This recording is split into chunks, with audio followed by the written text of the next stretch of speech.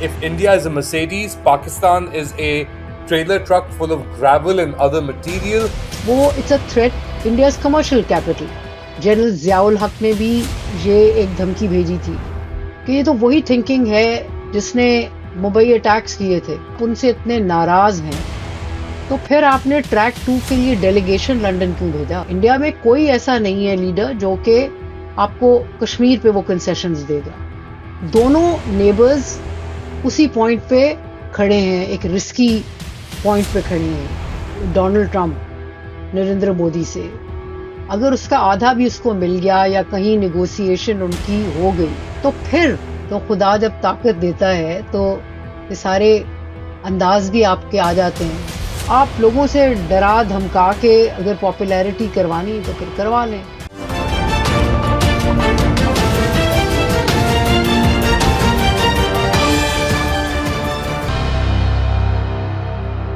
तीन दिन में 3 कॉलम. सोहेल वराइच ने एक और कॉलम शाया कर दिया. अक्सरियत और अस्करियत के दरमियान फर्क ढूंढने निकले. कौन सा अच्छा पाया कौन सा नहीं. लेट अली शो यू के इस एपिसोड में आप सबको खुशामदीद. Do like subscribe and share this content. इन सोहेल वराइच का जो इंटरव्यू हुआ है field marshal general Asim Munir के साथ, उसके ऊपर हमारी गुफ्तगू डॉक्टर आयशा सिद्दीका से जारी रही है.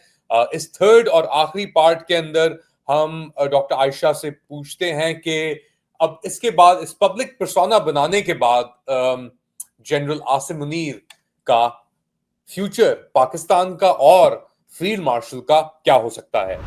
बहुत सारी चीजें आपने कचरा जमा करने की बात की, तो मैं ये मौजू खत्म करने से पहले पहला मौजू खत्म करने से पहले सोहेल वराइच का एक ये साउंड बाइट आई है मोहसिन नकवी की, इस पे जरा सुनते हैं और फिर उसके बात को आगे बढ़ाते हैं. सऊदी गवर्नमेंट का एक वक्त इन दिनों में जब ये वॉर चल रही थी तो पाकिस्तान आया, तो उसमें प्राइम मिनिस्टर साहब भी थे, फील्ड मार्शल साहब भी थे, डिप्टी प्राइम मिनिस्टर भी थे, मैं भी था. वो क्योंकि ताज़ा इंडिया से होकर आए थे तो उनको उन्होंने काफ़ी ज़्यादा अपडेट किया हुआ था. सुलह के लिए कह रहे थे लेकिन कुछ चीज़ें इंडियन साइड की भी उन्होंने आगे बताई.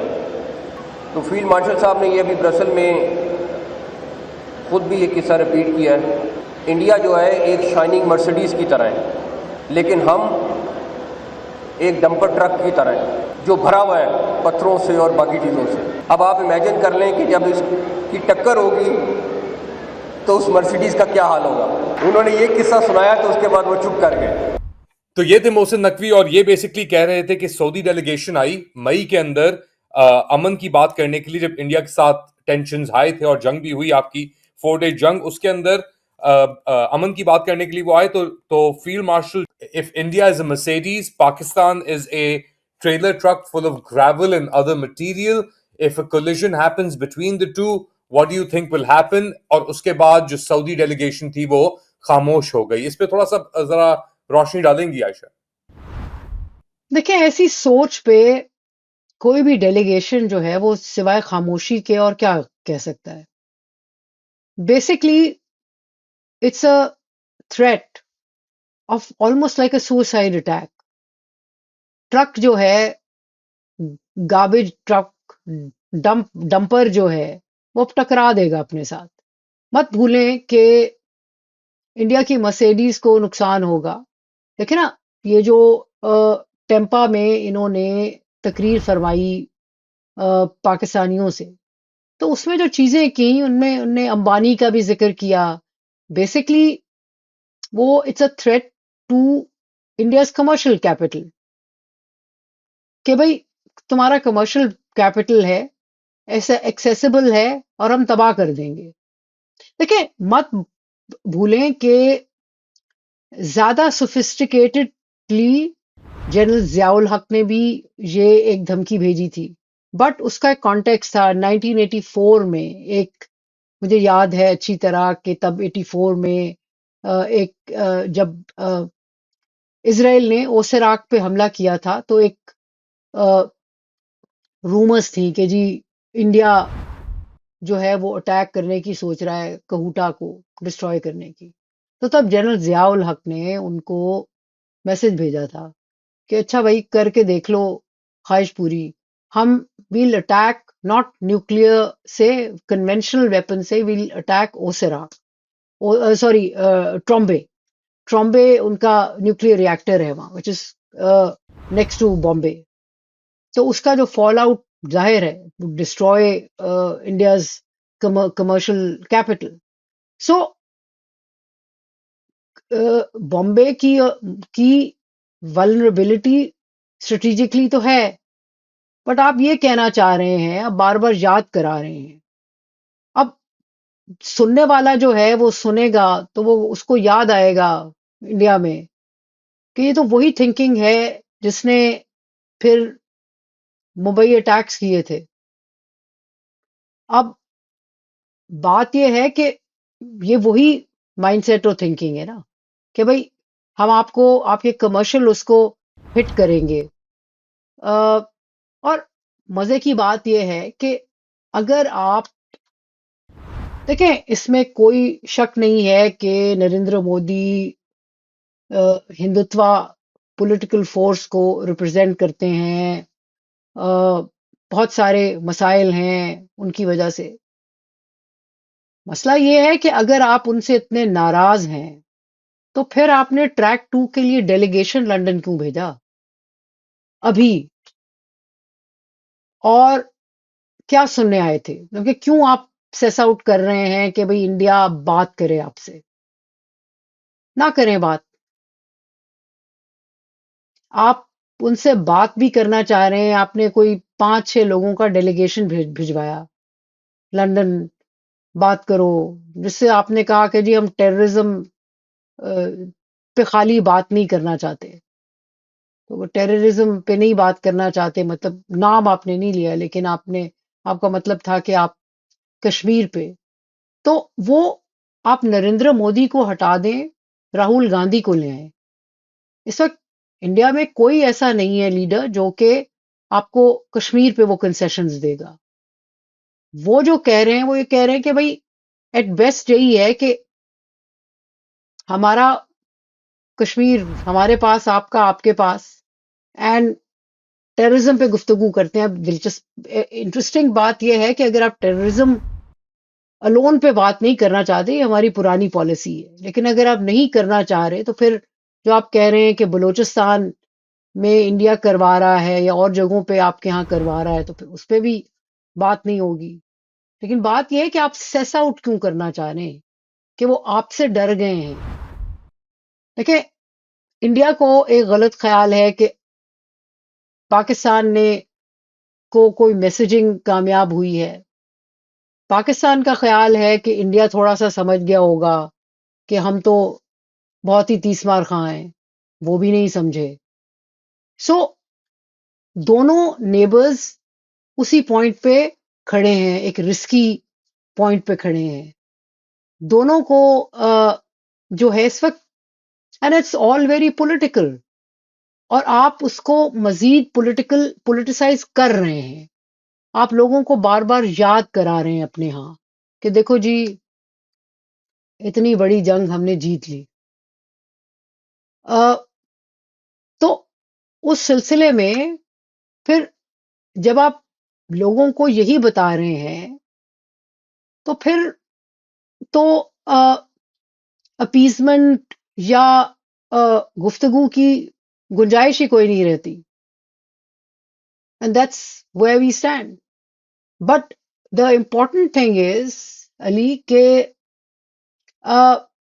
میں ریپیٹ کروں گی کہ جنرل صاحب ذرا دھیان سے دیکھیں، کیونکہ اچھی بات ہے مطلب کہ ٹرمپ کے بیٹے کے ساتھ مطلب کہ ابو دھابی میں پہلگام سے کوئی 2-2.5 مہینے پہلے انہوں نے ٹرمپ کے ان کے لوگوں نے ٹرمپ کے بیٹے سے اور اس کے پارٹنر سے ملاقات کی.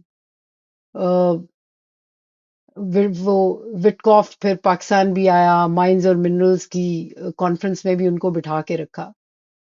لیکن یہ سب چیزیں اپنی جگہ، لیکن جس دن یہ اگر یہ سمجھ رہے ہیں کہ انڈیا یو ایس کا جو ڈیوائڈ ہے اور وہ ڈیوائڈ پرماننٹ ہے. اس وقت ان کے بہت ویک ہیں relation, there is no doubt about it. لیکن جو چیزیں چاہ رہا ہے